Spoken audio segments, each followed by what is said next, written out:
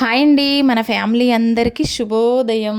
ఇవాళ పొద్దున్నే చూసారా మొక్కల దగ్గరికొచ్చా. నిజంగా లెగగానే పొద్దున్నే ఇట్లా మొక్కల దగ్గరికొచ్చి చూసుకుంటే నాకెందుకో ఏదో తెలియని ఆనందం అబ్బా! ఒక్కొక్కరికి ఒక్కో పిచ్చి ఉంటది. నాకిదొక పిచ్చి అనుకోండి. ఇంకా ఇప్పుడైతే తోటకూర ఇక్కడ చూసిర్రా, ఇంతకుముందు ఒక తోటకూర చెట్టు ఉంటే అది పోతూ కొన్ని గింజలనిచ్చెళ్ళింది మాకు. ఆ గింజలన్నీ తీసి దాన్ని గుర్తుగా అక్కడ చల్లేసుకున్నా నేను. అవి ఇప్పుడు మాకు మళ్ళీ మొక్కలొచ్చినాయనమాట.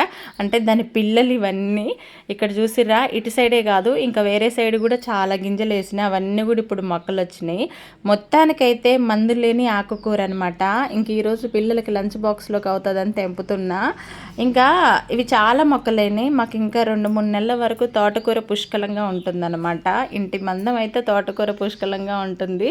చూడండి అసలు నిజంగా ఈ ఆకులను చూస్తుంటే కొయ్యాలనిపించలేదు నాకు. తాజాగా ఉన్నాయి, అట్లానే ఉంచుకోవాలి చెట్టు కనిపించింది. కానీ మా ఆయనేమో అది ముదిరిపోతే మళ్ళీ దేనికి పనికి రాకుండా అవుతుంది, కొయ్యి అన్నారు.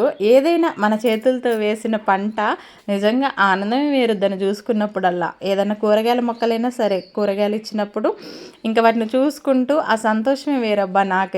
నాకు అలాగుంటుంది అంతే. మీకు ఎలా ఉంటుందో నాకు కామెంట్ చేయండి. ఇంకా మొత్తానికైతే తోటకూర అంతా అక్కడక్కడ చెట్లల్లో బాగా గింజలు వేసేసిన అక్కడ మొలిచేసినాయి అనమాట. ఇంకా వాటర్ పుష్కలంగా పడితే మంచిగా వారం అయితే పుష్కలంగా తోటకూర అయితే వచ్చేస్తుంది అబ్బా. ఇంకా ఇదన్నమాట సంగతి. ఇంక ఇందులో కొంచెం పెసరపప్పు వేసేసి వండితే చాలా అంటే చాలా బాగుంటుంది. హెల్దీ ఫుడ్ అనమాట పిల్లలకి కానీ పెద్దవాళ్ళకి కానీ తోటకూర ఆరోగ్యానికి చాలా మంచిది. వీడియో నచ్చితే లైక్ చేయండి.